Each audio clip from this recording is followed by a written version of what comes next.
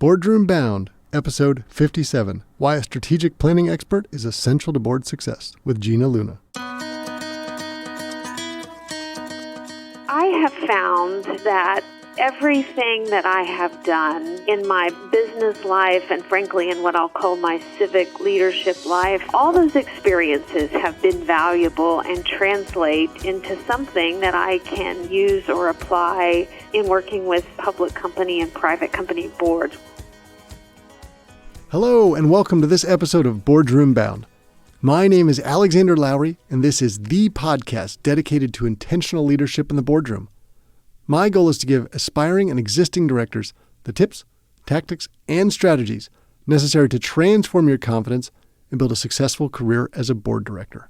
Quick reminder, you can get all of today's show notes at podcast.gordon.edu. And with this episode, we're doing something special. We're doing a mini-series on the skills matrix.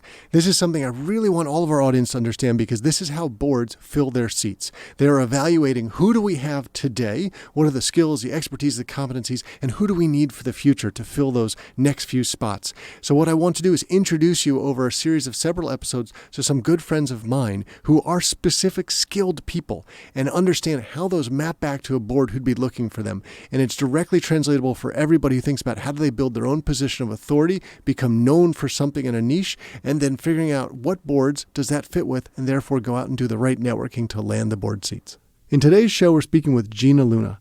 Gina is someone who had a long and storied career at JP Morgan, including several senior executive roles, and then moved on from there to do her own consulting and board work. Now has a whole portfolio of board opportunities centered around the fact that she is a strategic planning expert. She developed the authority and position around that and allowed that was her network realize that's who she was, and that led them to share board opportunities with her. They now find her because of that expertise. So what we'll talk about today is how you build that out, how you create that credibility, how you network around it, and how you individually can take that forward for your own self as you seek to build that board career. So much to share with you today. Let's jump into the show.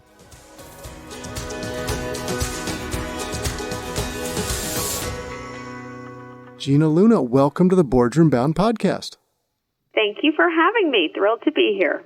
Well, for me, it's always great fun. As I think about my previous life working at JP Morgan, and I can circle the square here because we overlapped in some of the different spaces in our role. I know exactly what you did because I did this stuff, so it works together. And so it's easy for me to picture these senior roles that you progressed through and what it meant and why that positioned you perfectly for the board roles that you're on and how you're this great strategic planning expert. But for our audience, we need to set the scene and actually work it through. So you were at JP Morgan for a long time. It's a massive organization. It's probably hard for someone on the outside to understand. Can you just sort of set up your career trajectory for us so we can then get to understanding, oh, now this is why you are and how you are, and then we'll go off into the board stuff. Sure. Absolutely. So I started my career at JP Morgan as a summer intern, so before I even graduated from college, and proceeded to be there for 22 years, 22 great years. Loved every minute of it and had so many amazing opportunities. And I started as an analyst in, what was at the time considered the training ground, and progressed through the organization and had the chance to do so many different things. And looking back, I'm so grateful for having that diversity of opportunities while staying within the same company. But I spent time in the private bank working with high net worth individuals and professional practices.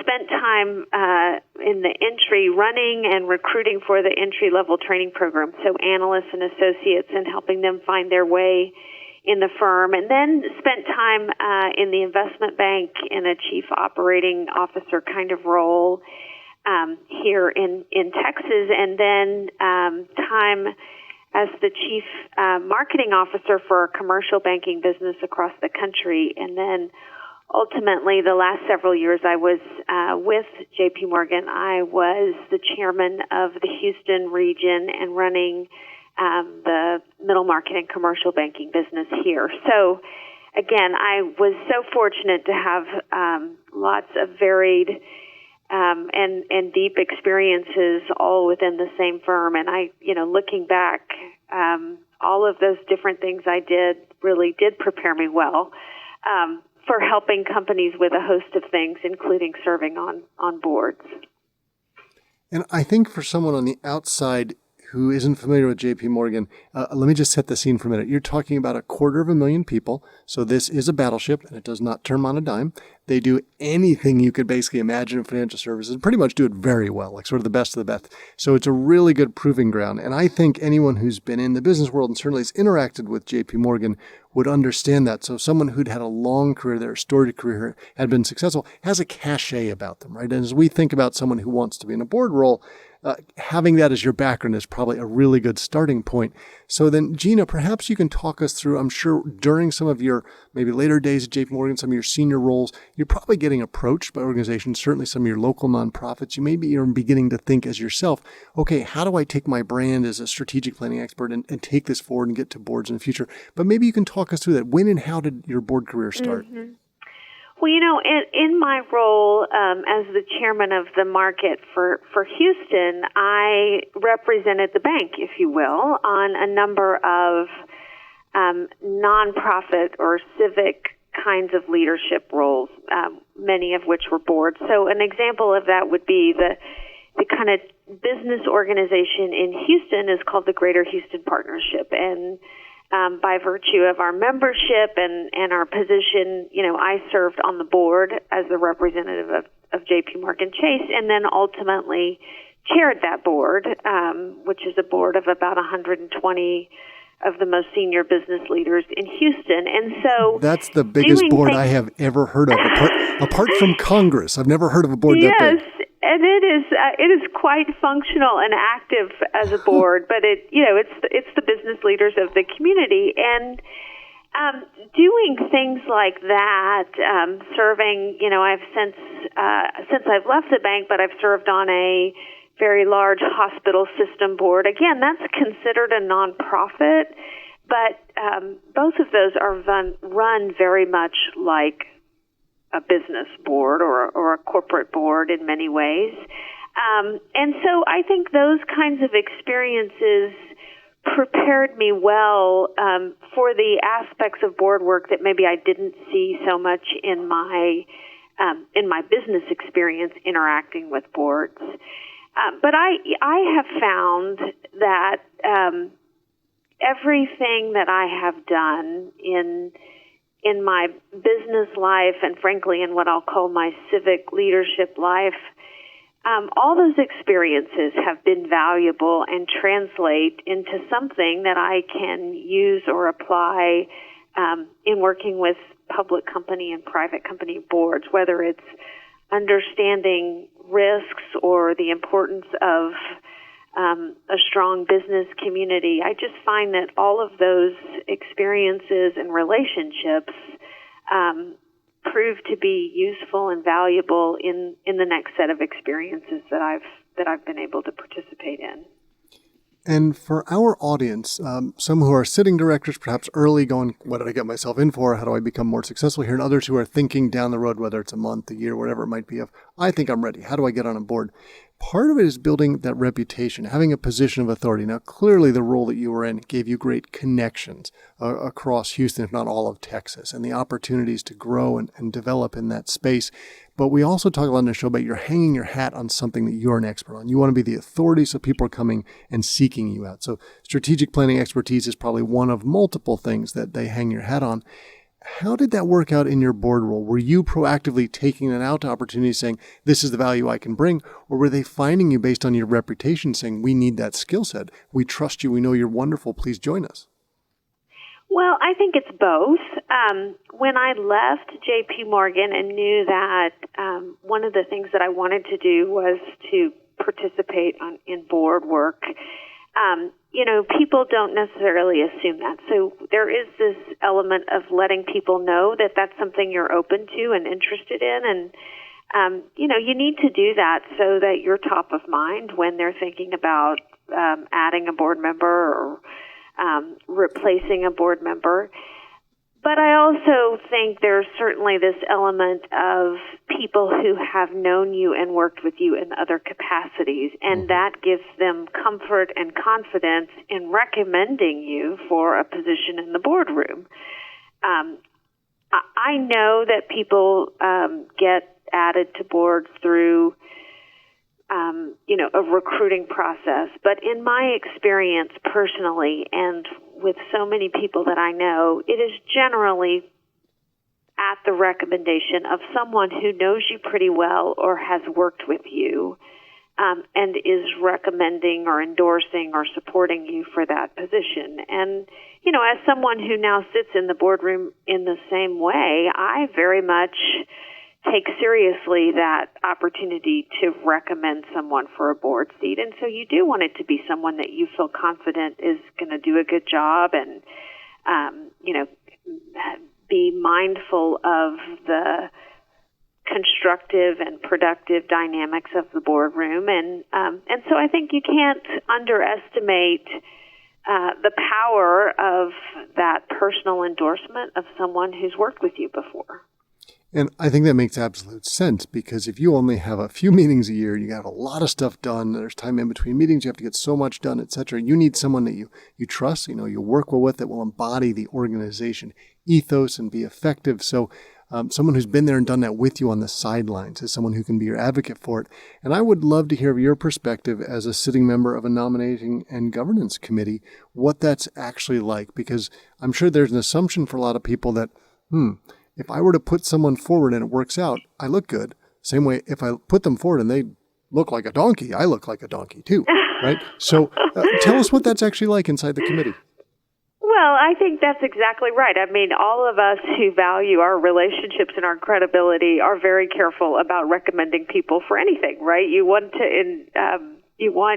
your endorsement of someone to mean something. So I am mindful of that, whether it's for a board or a position in a company or someone to be a service provider. But I think in nominating and governance committee, there is a disciplined process around selecting new board members. And in my experience, where it's the most effective, it starts with thinking about what are the gaps or opportunities in terms of skill set and experience and diversity that we need to add to this board. So it doesn't start by saying, hey, does anybody know anybody who we should put on the board?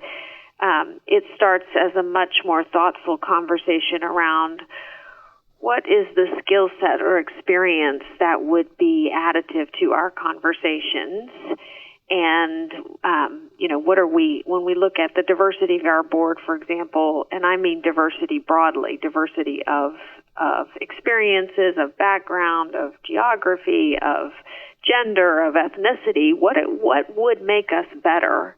And what does that look like in a board member? And then once we've narrowed it down to what is it that we're looking for, then we start to try to think about who are the people who might fit that profile. And, most of the boards that I work with have that kind of disciplined process around nominating of new board members. So it is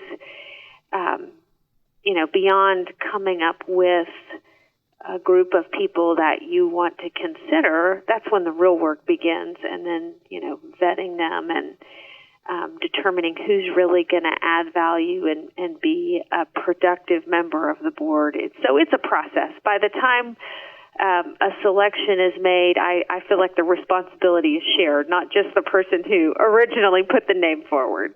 That makes sense. And the other way I'd like for our audience to think about this, if they're unfamiliar with it, a board composition matrix is a typical term where there are different skill sets and experiences that are being sought.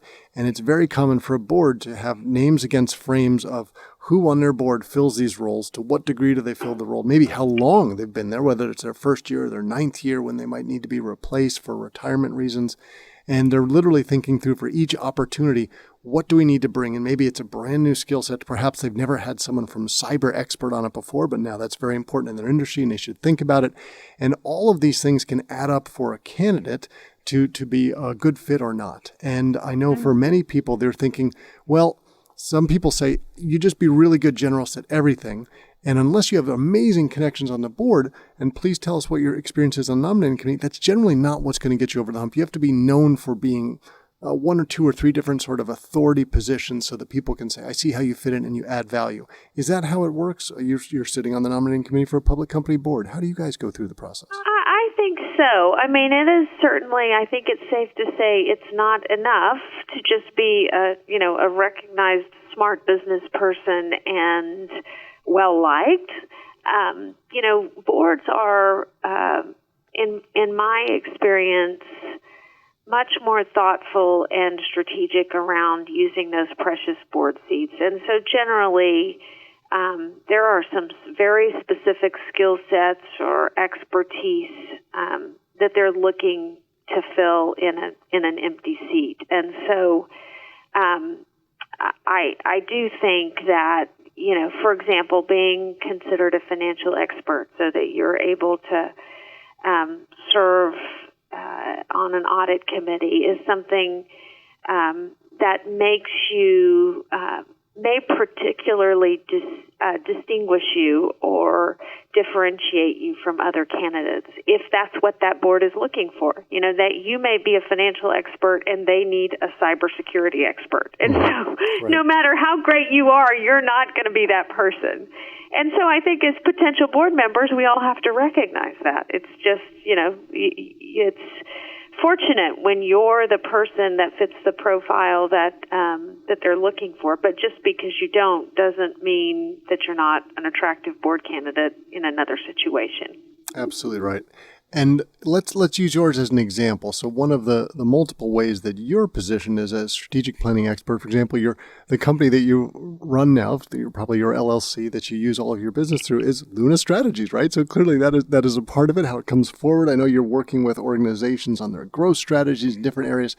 And when you think about having a conversation with someone, just to be helpful for our audience, how would that conversation go that you would let it flow and let it be seen that you have that background expertise? Well, I think it comes from talking about your experiences and what you do and the kinds of things in your career that you've been able to actually drive results. And so often, in the course of my conversations, I talk about the kinds of companies that I work with or things that I did at JP Morgan, that demonstrate an ability to understand the situation and develop a plan and lead through the implementation of that. And, people sometimes think strategic planning is very complicated and, that means something magic. And in my mind, it doesn't. It means that you can really help someone understand where they are and where they want to be and help them develop a plan of how to get from here to there, and turn an idea into a strategy with specific tactics or action steps to actually make it happen and drive the results. So when I talk about the kind of work I do, I think that ability, comes through by the results and the ways that I've been able to add value. And that makes a lot of sense because we talk on this show that when you start out in your career, you are a generalist and you're getting experience. You're probably experimenting in a couple different areas in your 20s. You're probably starting to hone in on your 30s, figure out who you are. Probably by the time you're in your 40s, you are down the track. You are probably a specialist into something, whether it's risk management or finance or cybersecurity, whatever it is. And you have a platform now and you have an opportunity to put yourself out there and to build that reputation, not just doing a good job with your head down, but publicly seeing people do that. So what we want to do is make sure that you're doing that in a smart way. And I'd love to hear how you've gone about it. Clearly, there were wonderful organizations you were involved with and people would see your good work, but there's also potentially speaking on platforms, perhaps joining podcasts or writing articles. How have you seen that work in your career and what was the best practice you'd recommend for others?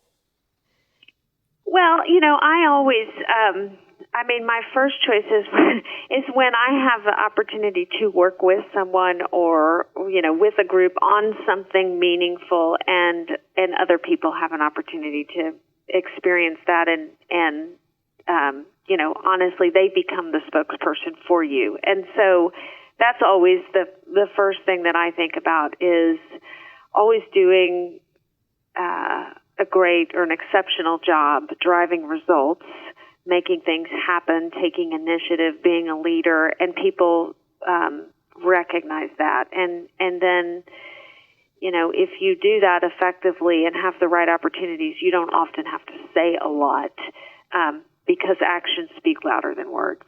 Having said that, I do think not everyone has the opportunity to experience your work firsthand, or maybe they've heard about something they did, but you have an opportunity to tell them more. And so I do think you need to be able to articulate the ways that you add value. And in my mind, I do that best by giving examples and talking about real situations.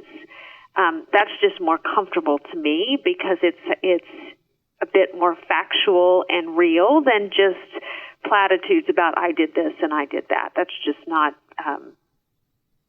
as natural to me, I guess. That makes sense. And everyone has their own different style of networking. But as we talked about before, that is the essential way of doing it, in the sense of, I don't feel like you go out hat in hand and say, oh, I know you're on a board nominating committee. Would you consider me? That I don't think that's successful. But just like you said, people experiencing you, I'm going to almost call it paying it forward. How can I help someone else build a relationship and they know about it? And you're an expert on building relationships because that's what you did running the market you did for JP Morgan. What are your thoughts for people who might say, oh, gosh, I don't even know how to start the networking thing?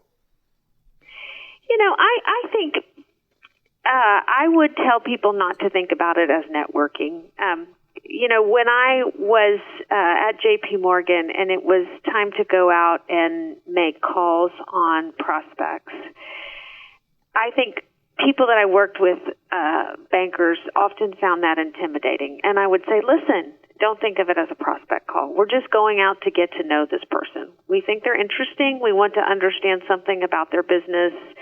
And, if we have this meeting today and we learn something about them and they learn something about us, then this was successful.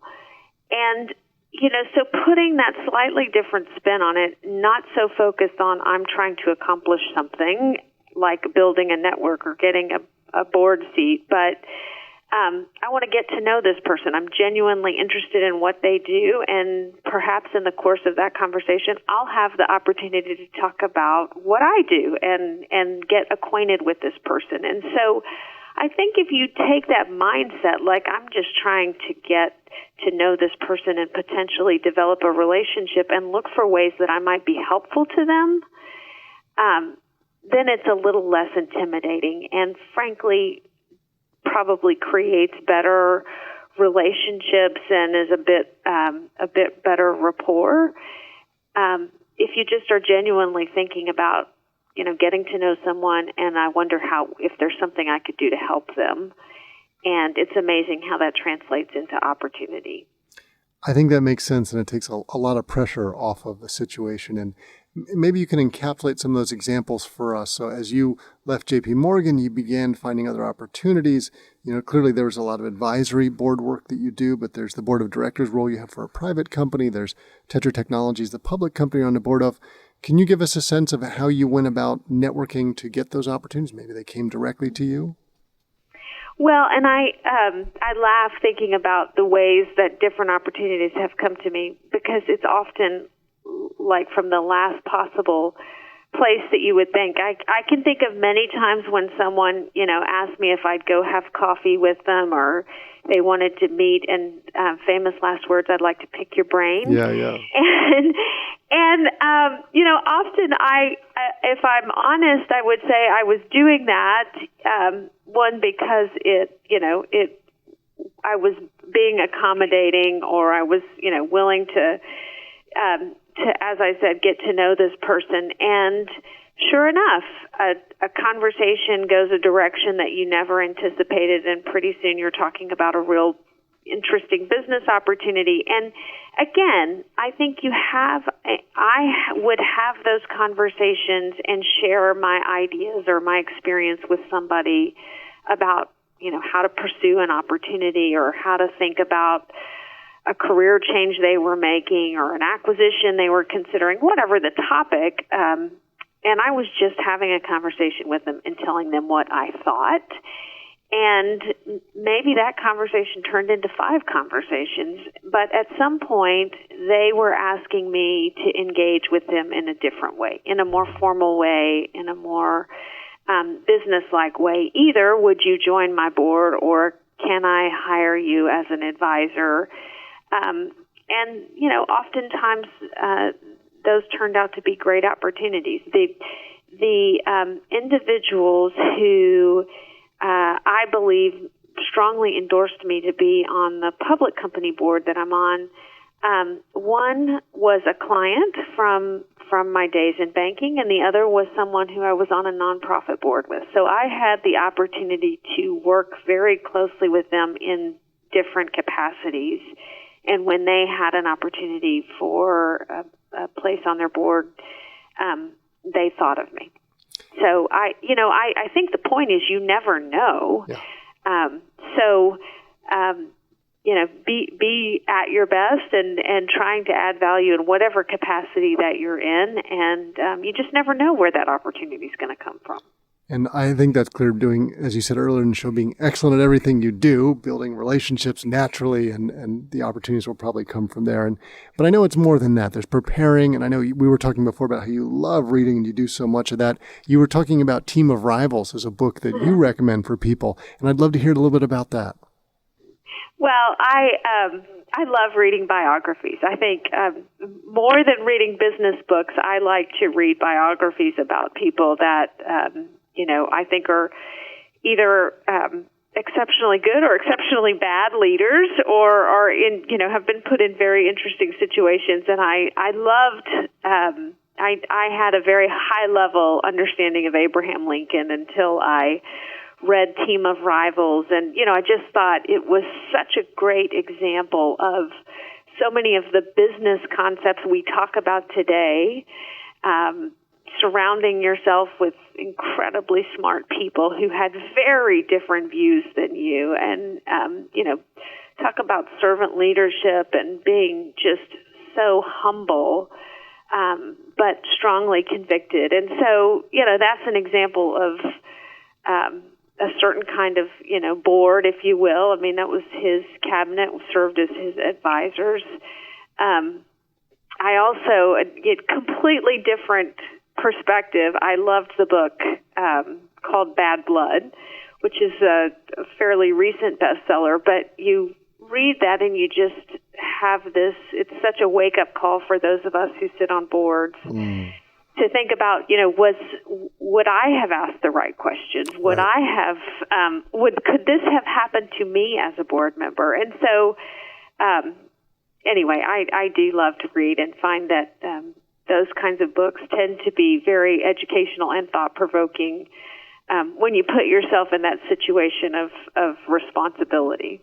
Well, that's very well said. And I think there's just so much to always uncover about pushing ourselves to not only be a good board member, to make sure we're finding opportunities where things could go awry, because in many ways we're there to make sure the ship doesn't and it can keep steering on course. And, Gina, we could probably keep going in this conversation for forever, but I think we've sort of scratched the surface. There's probably people listening and going, I would love to know what she's doing in her career and stay in touch. Is LinkedIn the best way for people to be in contact with you? Sure, absolutely. Well, we were delighted to have you on the show today. We'll have a link in our show notes to your LinkedIn profile so people can find it. And we're so grateful for you sharing your insights and helping all of us to be more boardroom bound. Well, I appreciate the opportunity. It was great to visit with you. That's it for this episode of Boardroom Bound. I really enjoyed chatting with Gina Luna. It was great to hear someone explain how their first career, where she had worked at JP Morgan for over 20 years and became very successful, can be used to launch the next stage, the board career. So she was a natural networker. She did that as part of her job, but also thoughtful and intentional. And the value that she was adding was seen by those around her. So when she was ready for the next stage, opportunities were coming to her. People that she had worked with that respected her were bringing her board roles. And that's what all of us want to do. And so today's episode really encapsulated how you can do that successfully yourself. Now remember to head over to podcast.gordon.edu, where you can get links to all of today's resources.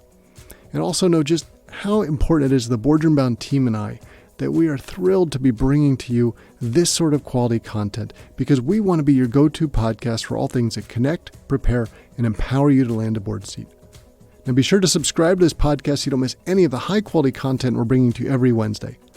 Thanks for joining me today. I can't wait to share more stories and strategies from brilliant business minds with you again next week. Remember to keep tuning in to be Boardroom Bound.